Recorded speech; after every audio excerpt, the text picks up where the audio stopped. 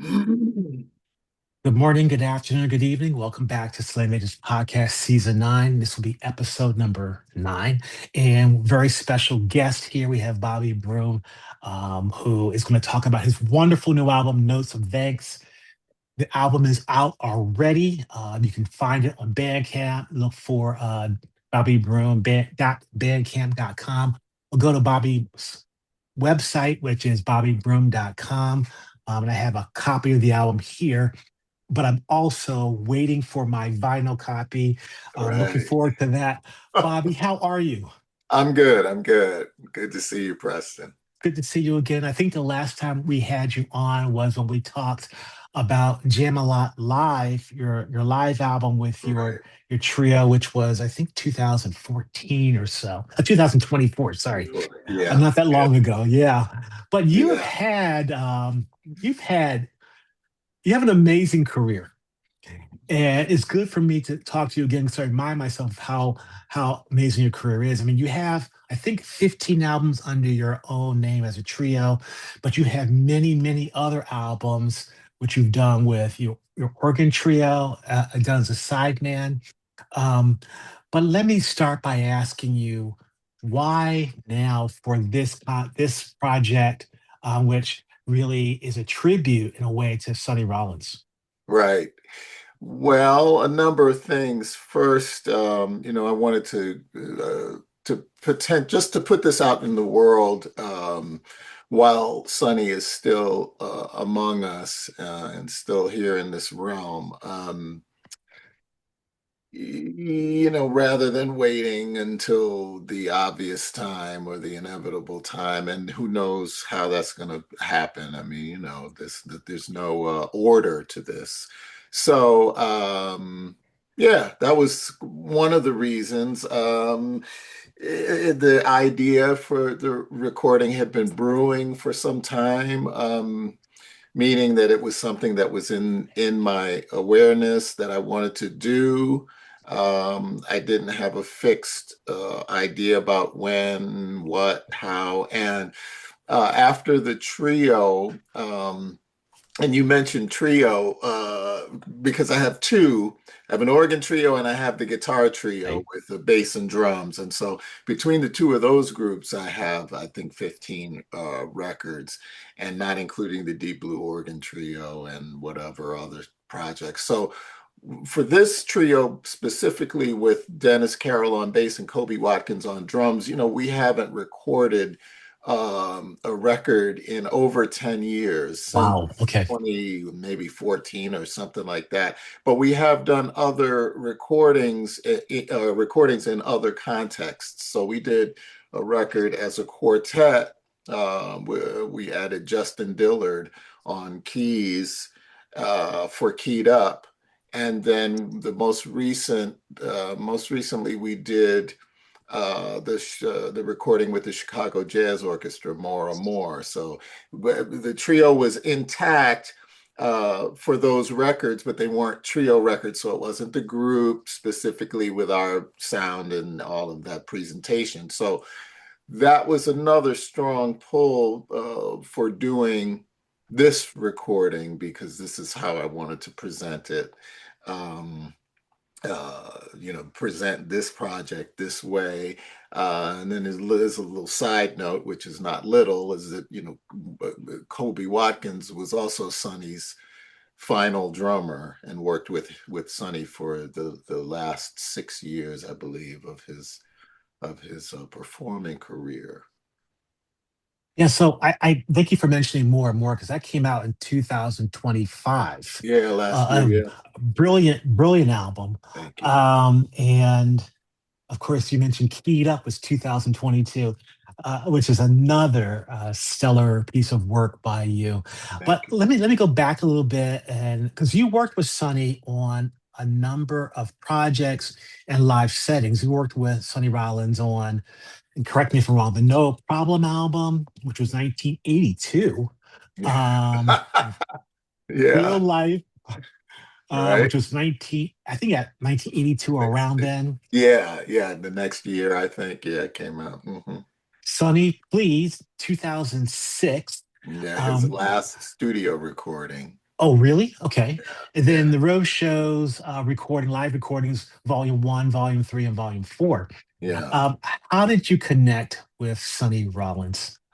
Well, that story was a little bit of a mystery until recently when I read his biography. And, it was a humongous piece of work, upwards of 900 pages of Wow. everything Sonny Rollins, like, chronicled the daily chronicles kind of thing.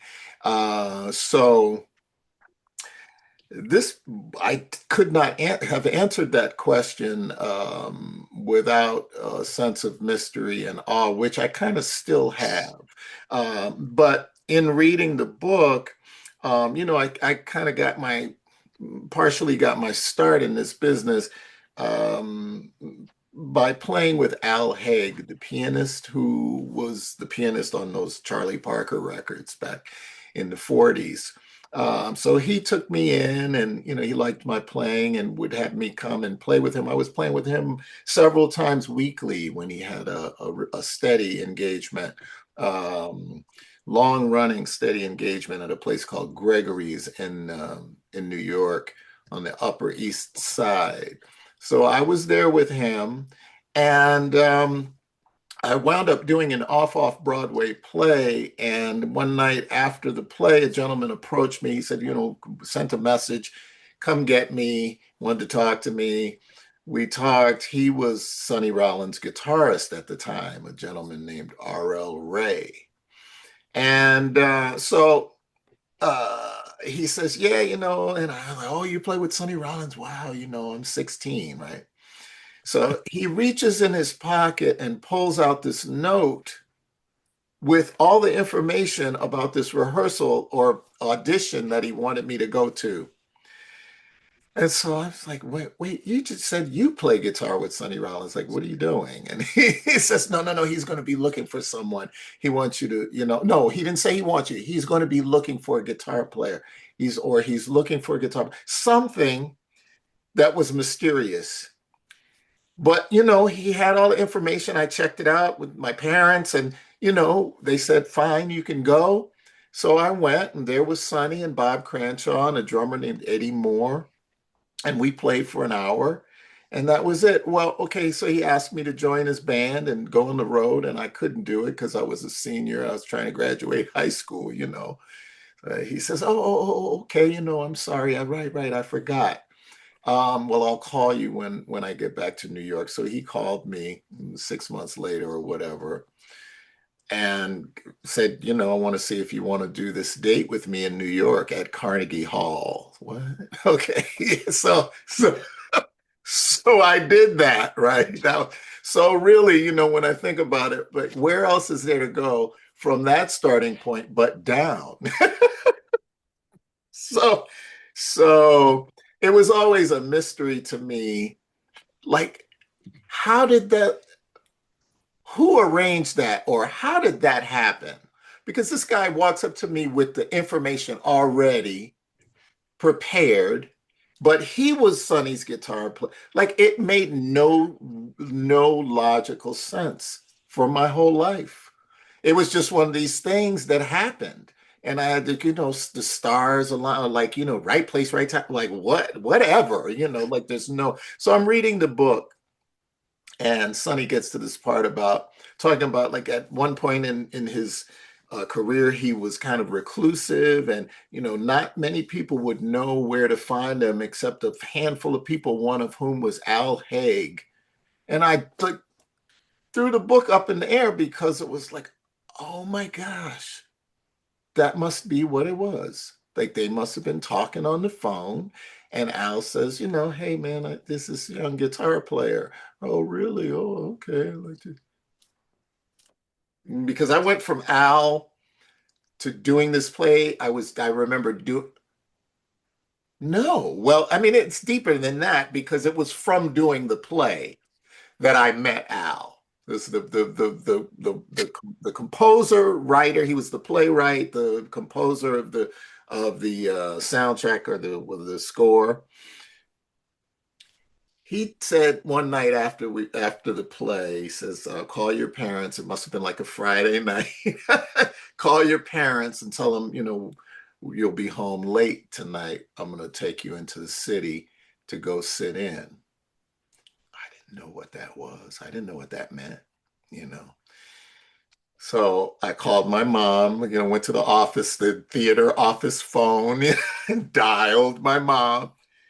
And I told her, and she said, well, what's that? And I said, I don't know, Mom. I'll tell you when I get home. But it was Weldon Irvine, I should say his name, Weldon Irvine, the composer of Mr. Clean for Freddie Hubbard and Liberated Brother. I think Horace Silver did that song. No, he wrote the lyrics or co-wrote the lyrics for Nina Simone's Young, Gifted, and Black. And yeah, so the play was called Young, Gifted, and Broke, and it was a kind of a music business about the music business. Okay, so he takes me to this club. We get out of the car, walk up to this. Oh, there's a chalkboard sign. Al Haig Trio. I'm like, the Al Haig Trio. Al Haig, he's on those Charlie Parker records. That's the piano player. Like I knew, you know, Mhm. I've been doing my research. I really was trying to learn about this music and learn to play. So I knew who that was. Mhm. And that's what started that. So Al, he liked what he heard that night and said, I'm doing this. I do this regular um, piano duos, piano and bass at this place. Gregory's gave me the address and said, "You come anytime you want." And so I did. I went at least twice a week, often three times a week, to Wow. play with him for a stretch. And then So the next thing was the Sonny thing. So that's a pretty amazing story, and especially for someone who was so young.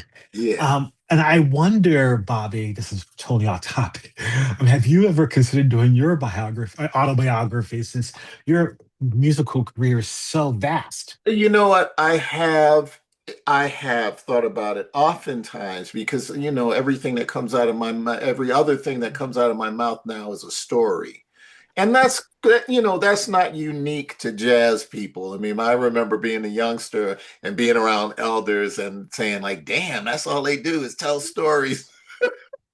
And and now here it is. Like, okay. But yes, I have thought about it because I have some doozies and they're just really good. And not just because they're mine, they're just like kind of fantastic. The way I met Kenny Burrell, we're not going to go into it, but the way I met him was fantastic.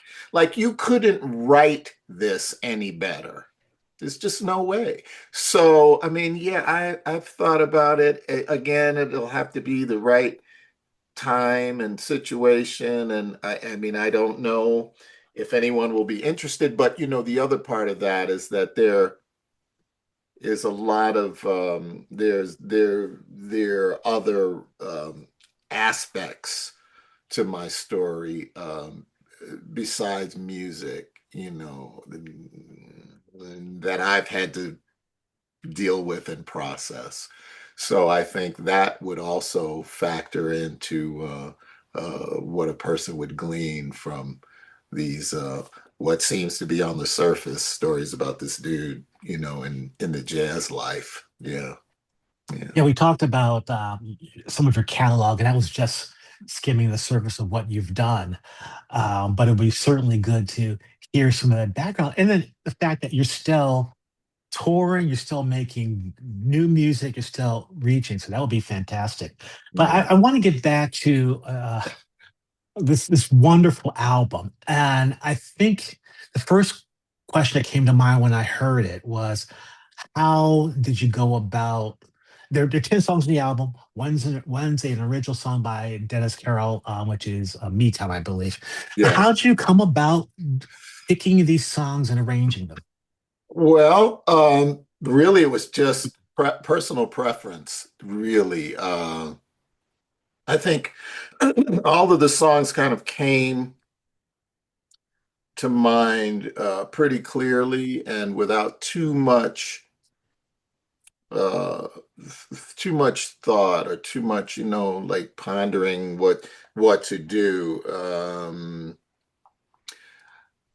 I know a lot of Sonny's material. I don't even think I really went back to reference too much. I think the only thing that I referenced was Doxy. And I did so because I wanted to make sure that I was doing the right things, doing the right thing musically. Tempo, I had a certain tempo in mind, and I wanted to see if he'd done anything along those lines or what. There was something I was trying to reference in that song particularly. Um, and so that was maybe the only one that I revisited from his recordings. The others I just knew, and there's some obscure ones on the record that like Kim. Nobody's unless you saw the night music performance with the television show that David Sanborn used to Yeah. host on Sunday nights back in the late 80s through mid 90s, which was a tremendous show. And Sonny came on one night and did a duet performance with Leonard Cohen, the musician poet, and that was dynamic. And then he did his tune Kim, and he blew the roof off of the place. It was really an incredible performance, and that was all I'd ever heard of that. I guess I did research that because I wasn't aware that Sonny actually recorded that song. But my introduction and awareness of it was just through that television broadcast, and then it was available now on YouTube. So I would go search it up from time to time over the years and go like, "Damn, that was so great, and what a great tune." And so I did look like, did he ever record this? And I found the record, and so yeah, those two were the ones that I researched. The other ones were just like, and that was a personal preference. I love Allison because when we did the Mhm. recording with Ron Blake on your T-shirt, the Mistaken Identity record, we did Allison. That's a song of Sonny's that I've played in the trio for since the 2000s, early 2000s. Yeah. I'm gonna have to search out that Friday's episode because I don't remember seeing it when I was watching it when I was a kid. I was no longer, I guess. And Yeah. then it's in the liner notes. You mentioned it, and I thought I gotta find that. I gotta find that. Do So, yourself a favor. Do yourself a favor and watch that. so I'm gonna go back to my time, me time. Hmm. And why did you decide to include that one since that is Well, a non-Sunday song? yeah, I often have these outliers on my recordings in tribute to people. So the Monk record I had one, the Keyed Up record I had one. So it's in keeping with my MO. But Dennis played that. We had decided we were going to do this. I was working on the material, whatever, trying to figure out what we're going to do. And Dennis played it for me one day. We were having breakfast or something. I was over at his place. And he said, "Man, I wrote this tune. Check it out." And he played it for me. And I'm like, "Oh, man, we got to record that. Can I record that? Can I be the first to?" He's like, "Sure." So, and there was some quality that is not something that even can be expressed in words, but some quality that we both agreed fit the picture. As far as my stories to him about Sonny and me knowing Sonny, it was so the Sonny's just Sonny's persona in general. To us, it kind of made sense, and there was no problem adding it. So Uh, hopefully, it's, if he it, hears it, he likes it and he gets it. I mean, it's a beautiful song. I'm glad you included it, but I thought Yes. it was a great inclusion there. Of these songs, I imagine that Kobe had performed some of them before. Oh Uh, yeah, yeah, yeah. Um, Mhm. so did you seek a different approach from him regarding the material? No, Kobe is such a, well, he's a fixture in the trio. I mean, he's Mhm. really, this trio is really a product of the three, what is it, the sum being greater than the parts and all of that. I mean, or the sum being the parts, and any other different part is going to make a different sum. So when I conceive of something, I don't even really have to worry about Kobe, because I know that what he is going to bring, I'm going to like, and it's going to enhance whatever sometimes I go, like, I didn't have a clear cut idea, yes, an idea, but vision, you know everything is fluid, and everything, some of the things that we imagine as musicians aren't tangible. Well, they never are, but they aren't audible until we hear them. So we are imagining what something can be, but we have to be open to what it actually becomes. So when I am hearing an idea of a song, well, let's do it kind of like this. And then I may bring some ideas for rhythms to Dennis, or just the overall vibe of the feeling of the beat, or the feeling that I want. And then they take that and enhance it. So, Kobe's played with Sonny for 6 years. He played with me for 25. Um, Whatever he brings, it's gonna be great. And that's what it was. We didn't say play a calypso on Paul's Pal. And in fact, I was going through some voice memos looking for something else just last week. And, some of them are just, they're not marked, they just have numbers or dates or whatever. So I'm like, okay, I got to listen to them to delete them. Oh, this is the rehearsal the day before the Notes of Thanks date. Oh, Kobe didn't even play that beat that he was playing at the rehearsal. He came in and played the calypso beat the next day. And we were like, yeah, of course. And if you listen to that song, it actually sounds like it was written as a calypso. Just Absolutely. right? The Absolutely. melody, the chorus, right. Yeah. So it's like, yeah, That's the yeah, power of jazz. That's the power of great musicians in the room together. yeah. And the recording process for this, I think, was it what, 1 day or 2 days? I think it was 2 days. Yeah, it was 2 days. Yeah, yeah. Hmm. Yeah. Yeah. And I know I ask you this question every time, and I think your answer is the same every time. But in terms of your hollow body guitar, what were you using? Oh, that's the Kane top. Koentoppp, Danny Kane top. He is a born and raised Chicagoan, now lives on the West Coast, and is a luthier extraordinaire. This, like, an artist at the guitar making. Um, every time I play it, I revel in the sound. Like, wow, good for me. Long time coming to get an instrument of that caliber. It really is a beautiful thing. I've had it now for about 10 years. It's a beautiful guitar, and I mean, it's a beautiful looking guitar, and the tone is incredible. Yes.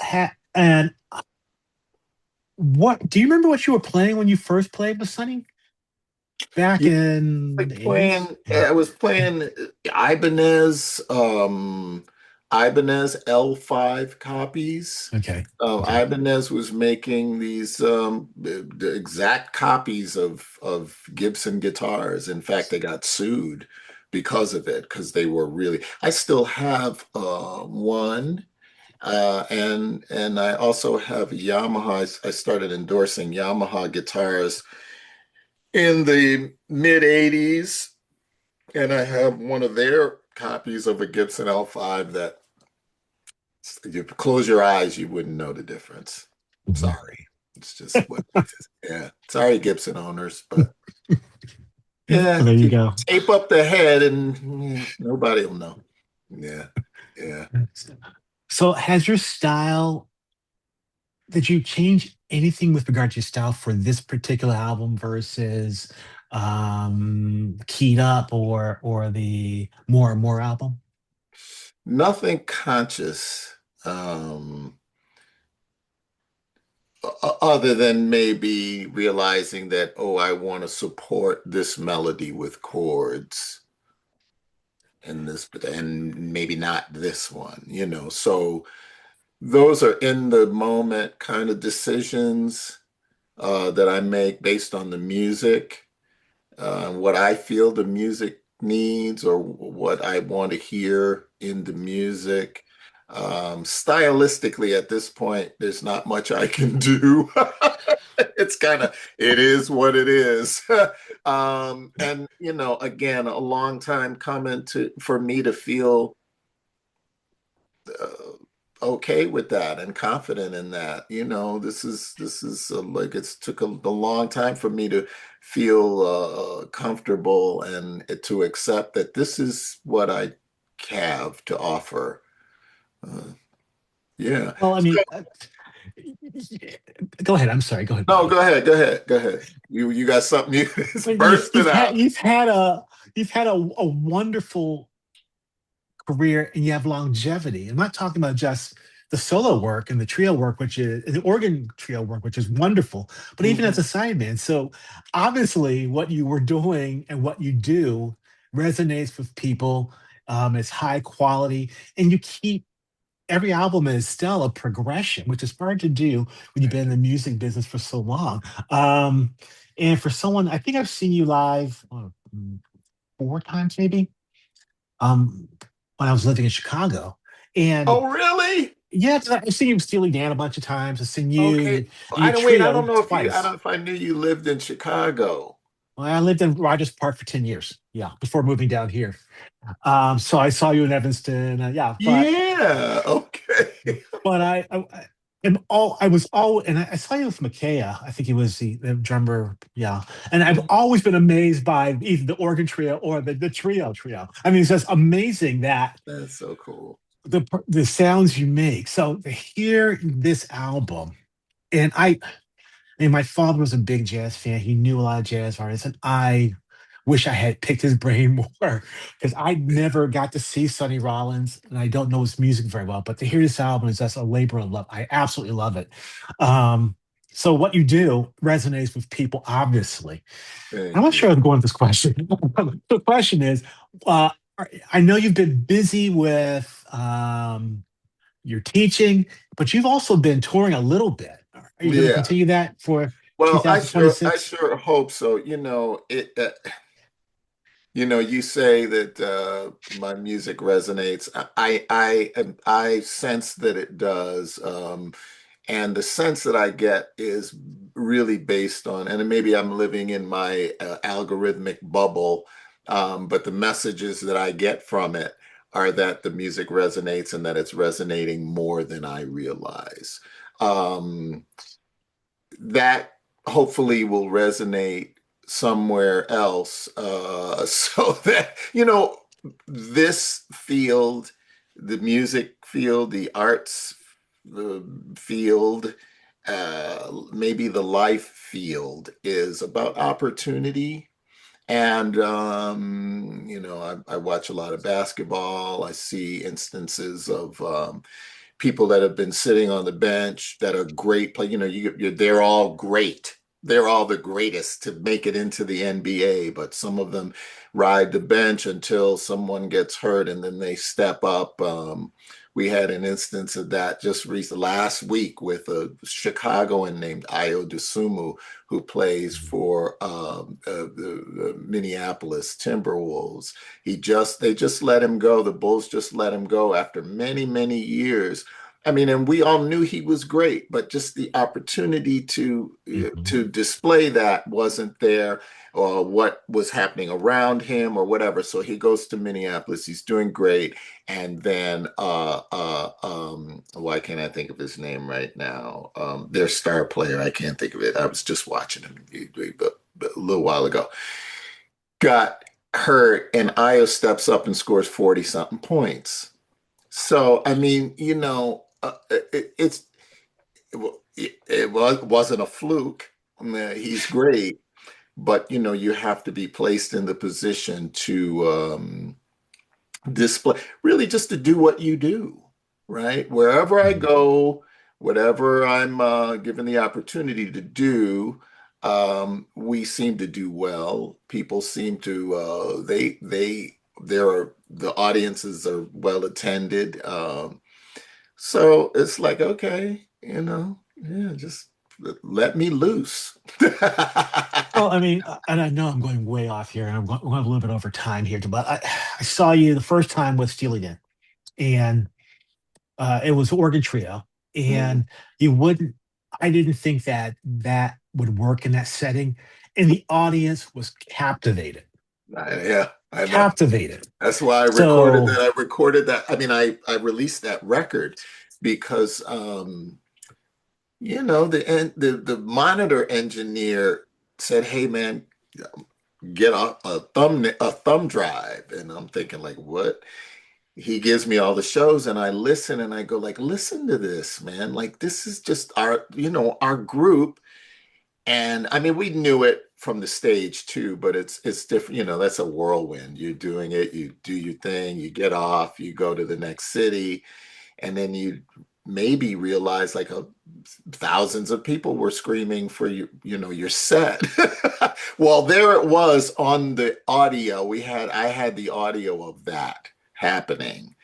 And what is there to say? It just is what it is. Thank you but thanks for your support and thanks for your acknowledgement because you know at the end of the day we are out here trying to offer what we have, and that's really all it is.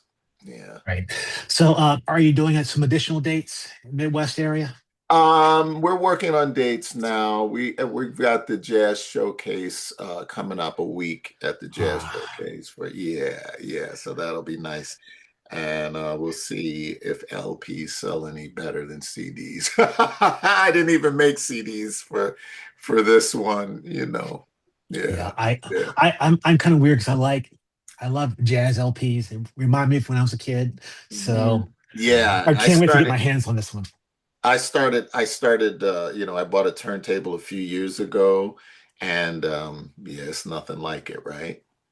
Yeah, it's Yeah, wonderful. So yeah. the album Notes of Thanks, a wonderful album, and it features, of course, our guest Bobby Broom with Dennis Carroll and Kobie Watkins. Bobby, is there anything else you want to add? I think I said enough. It's a wonderful album. People check out bobbybroom.com and also look for him on Bandcamp. Bobby, I appreciate your time. I'm going to turn off the recording now. All Thanks. right, we are Yeah. out. Anything else for me? No.